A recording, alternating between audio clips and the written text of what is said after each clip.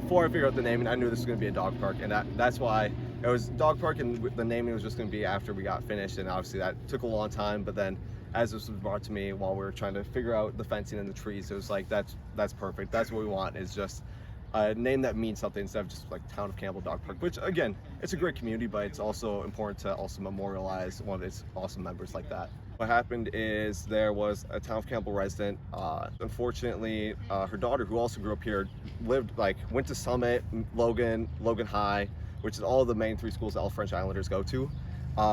She unfortunately was in a domestic abuse incident where her and her dog ended up losing their lives, and that of course is very tragic, and that's something that to memorialize her, and also she loved her dog from what it sounds like her and her dog were best friends. Like, there were so many pictures that I saw when I was speaking to her mom, and that's why I ended up coming to Lee, or Lee came to me about it too, and she was talking to me about it, and I already knew a bit of it because she was also involved in the Girl Scouts, and the Girl Scouts on the island, their mom is involved with the troop very much too. So right now what we're doing is we're planting trees because in efforts to try to keep down the noise and kind of sight pollution for these neighbors.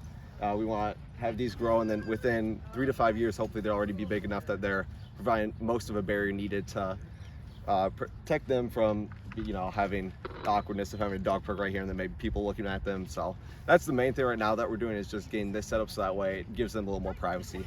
Trees specifically, as much as I know about them, is that we were able to get them for relatively cheaper thanks to a town discount.